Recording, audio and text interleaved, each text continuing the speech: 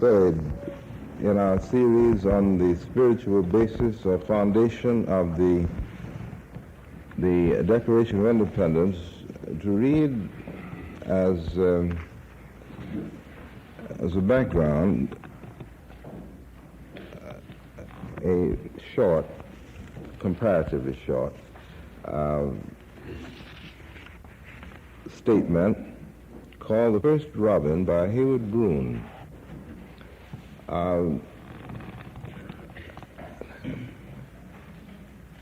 The spirit of this, the insight here is a thing to which I am calling your attention especially, and you will find the insight. I will not point it out, and that is much better. York, Pennsylvania. With the temperature at 10 degrees below zero, the first robin of the year was seen in York today. It was found dead on Penn Common. That's the end of the quotation. Call me an old sentimentalist, if you will, but this seems to me the most tragic news note of the cold wave. I like people better than robins, and there has been widespread and agonizing suffering. But you see, this was the first robin. He was by all odds the pioneer of his clan. He flew up from the south days, weeks, and months before any reasonable robin weather was to be expected. Without doubt, the rest tried to discourage him. They spoke of the best recorded experience of bird kind. Rome wasn't built in a day, some other robin told him. And no doubt he was advised that if he insisted on such precipitate action, he would split the group and no good could come of it. Somehow I seem to hear him say, if 10 will follow me, I'd call that an army. Are there 2 who will join up, or maybe 1? But the robins all recoiled and clung to their little patches of sun under the southern skies. Later, maybe, they told him. Not now. First, there must be a campaign of education. Well, replied the robin, who was all for going to York, Pennsylvania, without waiting for feathery reinforcements, I know one who'll try it. I'm done with arguments, and here I go. He was so full of high hopes and dedication that he rose almost with the roar of a partridge. For a few seconds he was a fast-moving speck up above the palm trees, and then you couldn't spot him even with field glasses. He was lost in the blue and flying for dear life. Impetuous, I call it, said one of the elder statesmen, while someone took him a worm. He always did want to show off, announced another, and everybody agreed that no good would come of it. As it turned out, maybe they were right. It's pretty hard to prove that anything has been gained when a robin freezes to death on Penn Common. However, I imagine that he died with a certain sense of elation. None of the rest thought he could get there, and he did. The break-in weather turned out to be against him. He just guessed wrong in that one respect. And so, I wouldn't think of calling him a complete failure. When the news gets back home to the robins who didn't go, I rather expect that they'll make him a hero. The elder statesman will figure that since he is dead, his ideas can't longer be dangerous, and they cannot deny the lift and the swing of his venture. After all, he was the first robin. He looked for the spring, and it failed him. Now he belongs to that noble army of first robins. Many great names are included, the honors of office and public acclaim of ribbons and medals, the keys of the city. These are seldom the perquisite of man or birds in the first flight. These go to 5th, 6th, and even 20th robins. It is almost a rule that the first robin must die alone on some bleak common before mankind will agree that he was a hero. And sometimes it takes 50 years, and often 100 years. John Brown, Galileo, and those who sought goals before the world was quite ready are in good standing. The man who says that would be swell, but of course you can't do it, is generally as right as rain. But who wants to get up and cheer for frustration? In the long haul, the first robin is more right than any. It was his idea. He softened the way for others. And with him, even failure is its own kind of triumph. He is not the victim of dry rot or caution or doomed eye strain. Here I go, he cries, and I wouldn't be surprised to be told that the first minute of flight is reward enough, no matter what follows. And so, in a metaphorical way of speaking, I bare my head and bow low in the general direction of the ice-covered plain, which is known as Penn Common. And I think that the brief address should bear the statement, you are the first, and after you will come others. They will inherit the grubs and the nests and the comfort. But yours is the glory. You are the first robin.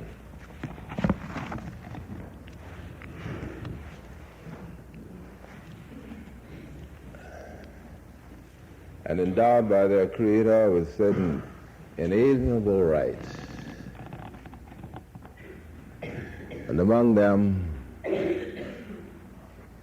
are life, liberty, and the pursuit of happiness. Just one of those this morning for a few minutes. And among those are life, liberty, pursuit of happiness. Life as an inalienable right, life as a natural right, life as a universal right. It's very interesting that life appears in the context of the Declaration of Independence as one of the rights, the right to life.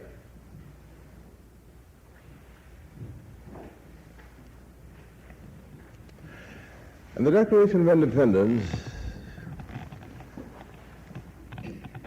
has starts out with a very simple meaning for life.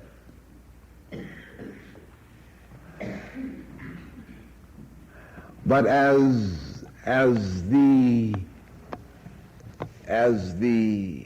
significance of the concept begins to work its way as leaven through the body of the Constitution,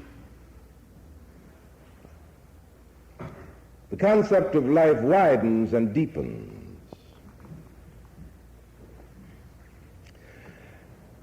There are two aspects concerning which I want you to think this morning. The first is the initial idea in the Declaration of Independence, which has to do with the relationship between, the intimate relationship between what Locke calls the mind and the spirit and between the body that houses the mind and the spirit, and the body is regarded, you may recall, it was pointed out that the body is regarded as a property, as the property right, the property possession of the mind and the spirit that body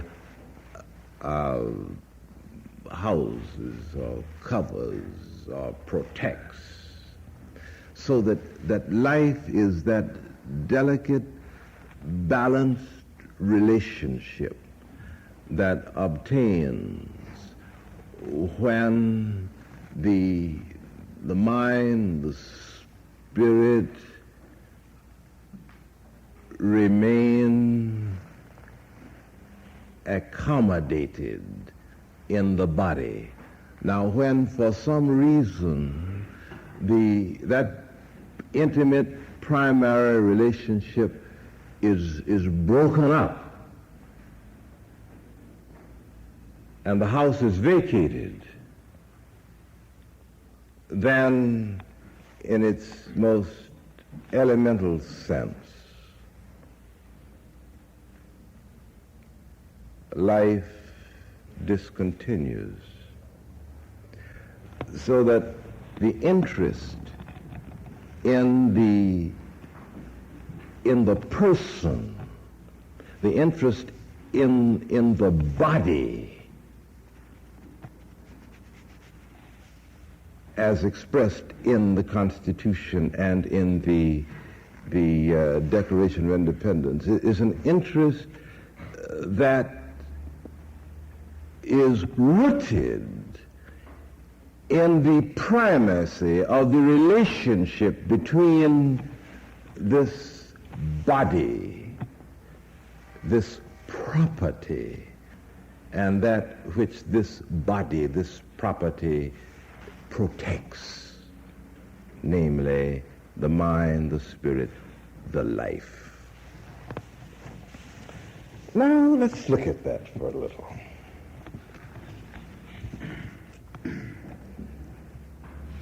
Life seems to me sometimes to be something that is separate and distinct from me. I don't know if it seems that way to you. Does it sometimes? That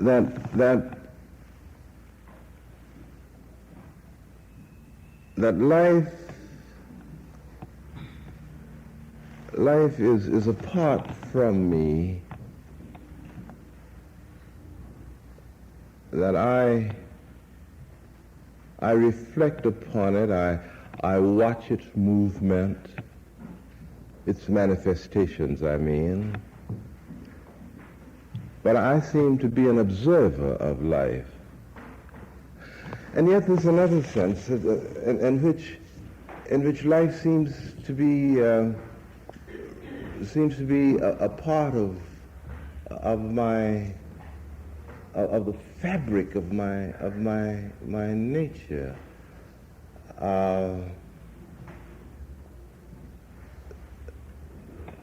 I remember when I took if you pardon a personal reference, I took a basal once, and I was curious to find out from the doctor what does this mean? What is a basal? Now, of course, what I'm going to say to you now is what has happened to his explanation after he gave it to me, so he's not responsible. But this is the way it seems now, as I think about it. He said that a basal is our attempt to find out as nearly as possible what is your rate of living. Your rate of living. So that's why you rest all night and you do these other things, and then you dramatize a kind of slow motion picture movement to get from your house down to the doctor's office, and then when you get there, he lets you lie down for another half hour and rest, and then you put this thing on. Now, it is an effort to find out as nearly as possible the amount of oxygen that is consumed when you are just pulsing. And that is your rate of living. Now there is something very fierce and very tough and very rugged about the way in which whatever life is infuses the organism and keeps it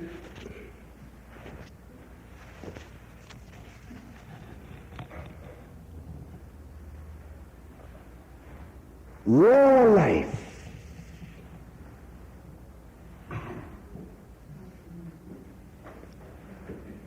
That seems to gather within its limited house, whatever may be the type or the shape of the organism, a vast resourcefulness.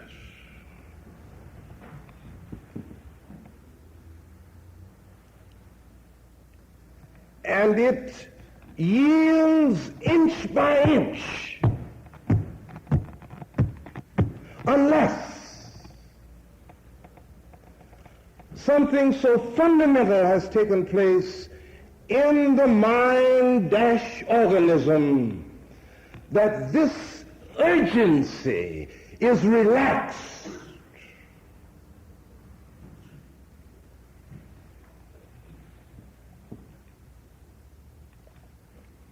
Subsides,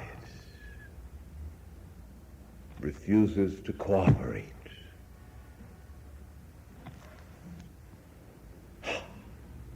And out it goes. Now, life in that sense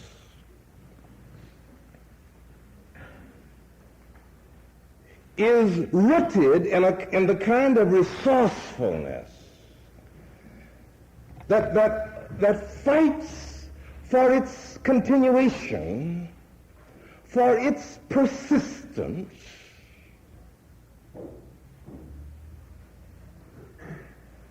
without particular reference to the thoughts that are going on in the mind, without particular reference to the desires, to the dreams, the hopes that may be operating in the spirit. My reason may be completely dethroned,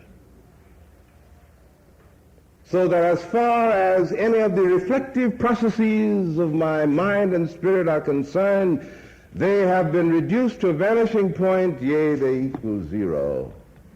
And yet, I will eat and digest my food.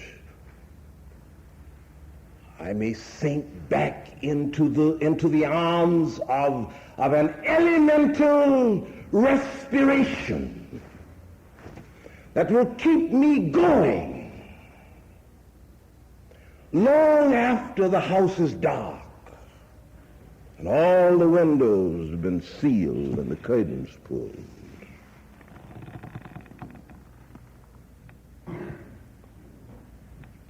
Life in that sense. And it is because of the awesome character of this apparently everlasting pulsation that is not under the specific control of any individual mind, that does not seem to be uniquely conditioned by the flavor, the character of my willing and my thinking. It is this universal urgency. I can't get the words that I want to give you the feel of what this is, but you are alive. You know what I'm trying to say.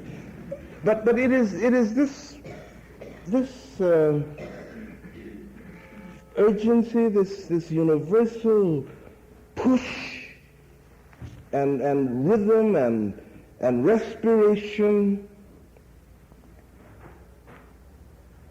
I think that has caused men to feel that even though you can't kill it, ultimately, but that you may kill its manifestation at a particular point in time and space, and a person that has caused the mind to react to this life thing as with awe and with a certain sense of mystery and a certain kind of reverence. And it is this gross sense of reverence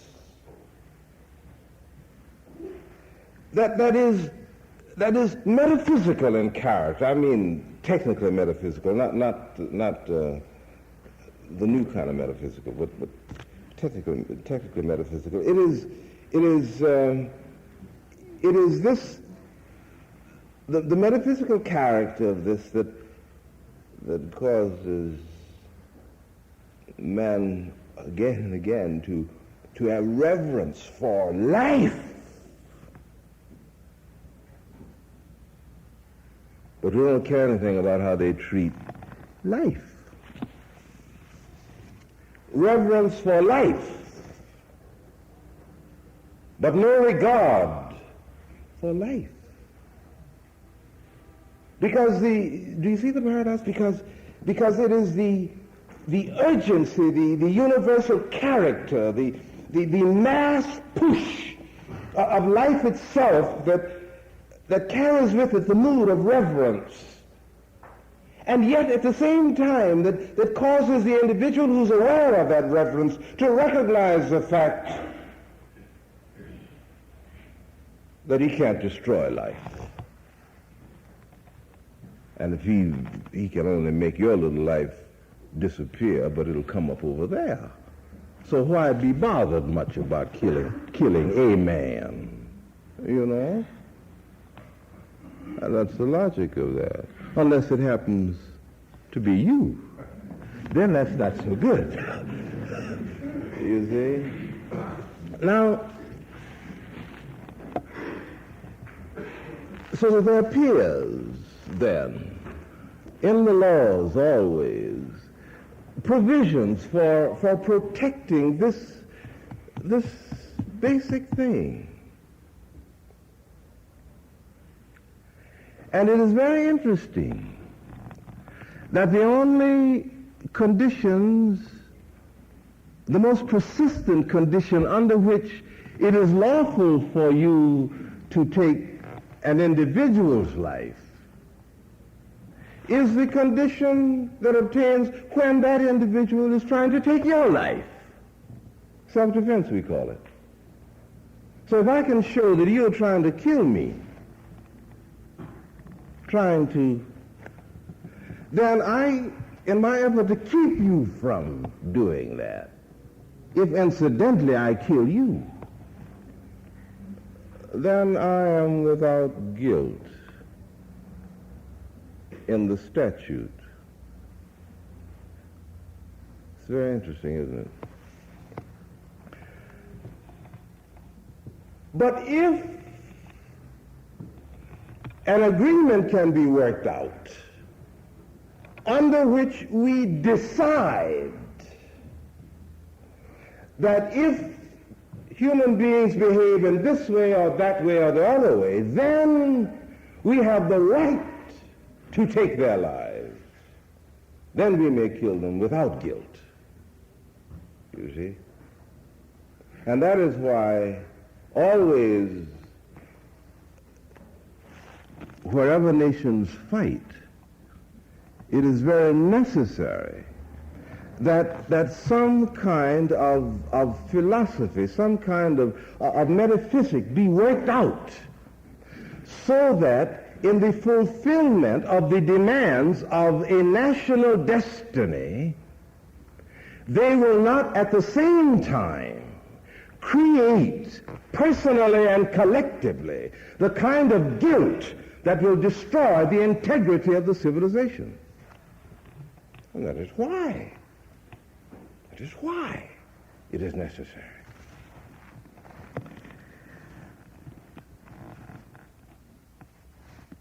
But there is another sense in which I want you to look at life, and I'll stop in a few minutes.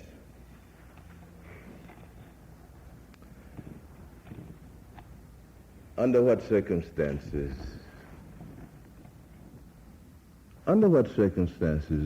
would you gladly give up your life? Let's not hurry over that.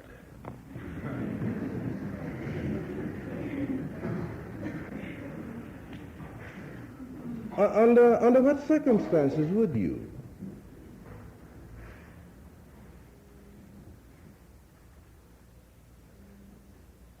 It is comparatively simple, you see, not altogether easy, but comparatively simple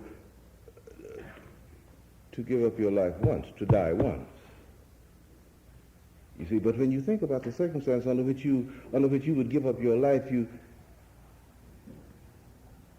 every person who's seated here before me this morning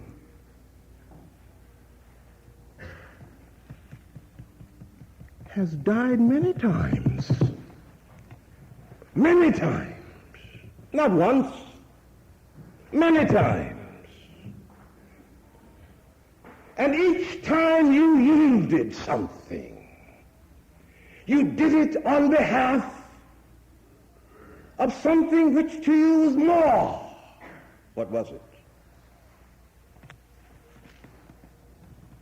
What was it? Under what circumstances is the continuation of your physical existence trivial? Under what circumstances? With what kind of issue must you be faced? What must be at stake for the preservation of which you will with enthusiasm lay down your life? Anything? Or is your physical existence so precious to you that regardless to the challenge and the demand, you will choose to keep on breathing and let the values go, or let the other things go? What about it? What about it? Because, and it is not academic, my friends, because we deal with it every moment, all the time. We are involved in this sort of process. You are doing, many of you are doing now, deliberately, on the basis of clear-eyed planning and conviction. You are doing the things the doing of which will mean the destruction of your physical existence. And you know it. And yet, you do it with a kind of joy and enthusiasm and a kind of inspiration, because it is better that your physical existence shall finally disappear and that this thing on behalf of which you lay it down will continue to live. And if you're not involved in that kind of process, you're already dead. Dead. Dead. And if you are involved in that process, then you are defining life in terms that transcend this elemental push in which your organism is involved. Now just let me push it just one more step. I know it's time to stop, but if you just let me do this. In the whole development of the idea of evolution, one of the problems that's created for morality and for ethics and for the sensitive religious spirit is a problem that arises because it seems as if that in the development of life on this planet, the important thing has been to place a premium upon that particular expression of life that is most that is the most perfect manifestation at that particular level. The important thing, for instance, is that the healthiest cat in the development of cats, the healthiest cat is the one that should be the connecting link to carry the torch of life. And that the cats that aren't so healthy, the torch of life is having a hard time to try to stay burning. Don't waste any time on them. Just let them be eliminated. But concentrate on the most perfect expression of the life urge at that level, in order that that which is transmitted will be the clearest channel, the largest opening, that life may not perish, but that life will continue on the most creative and significant level. Now, when you introduce an ethic into that, and particularly when you introduce the ethic that is a part of our own religious tradition and faith, an ethic which calls our attention to the significance of the individual, and that the greater the need of the individual, the more dilapidated the individual is, the more edges he has that are raw and exposed, the greater is the urgency to put at the disposal of the sick individual the health that is yours, in order that which is vital may continue to be. Then in doing that,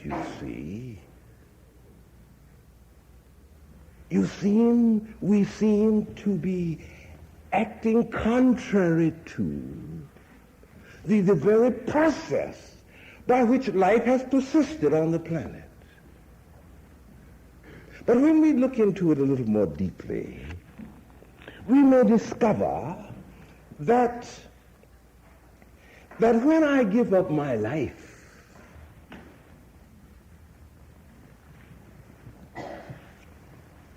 because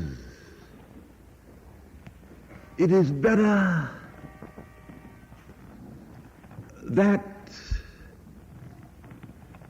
beauty remain than ugliness. If I give up my life because in order to do what I know I must do to guarantee the authentic character of integrity, that I may not by my act betray the dream of mankind, it is better that I die than do that. Then when I give up my life, it is because I am persuaded that which is transmitted, that which will go on to the next generation, must be the fullest, the clearest, the most definitive, the most authentic expression of the dreams and the hopes of the human spirit, rather than that which is transmitted, the weak and the broken down. And here again, on this upper level of the creative venturing of the human spirit, that which seems to be true on the basic biological level gets its validation in an amazing and fascinating and exciting manner. Therefore, When I say that life is a right, I mean more than the continuation of my physical existence. It may not be important whether I live or die, but it is important that the dreams that have disturbed my mind and quickened my spirit, that the values to which when I'm most myself, I have yielded with enthusiasm and conviction. It is better that I shall do that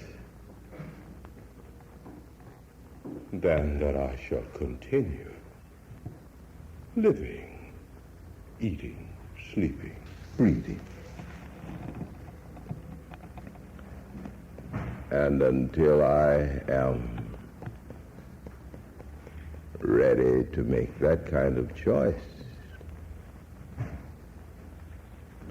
until I'm willing to live my life in that dimension,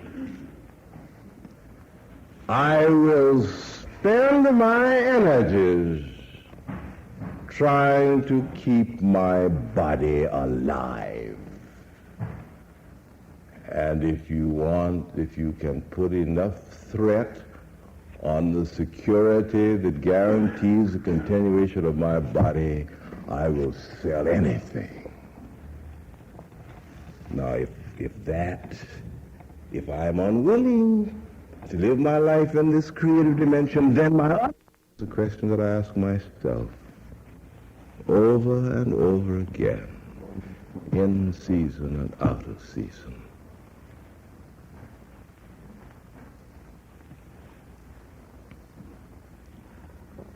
What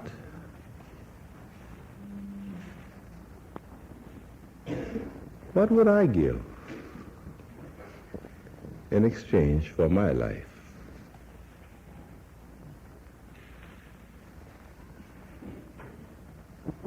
Which is the more real to me? My physical life?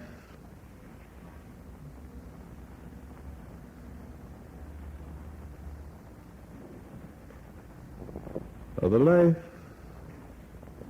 of my spirit?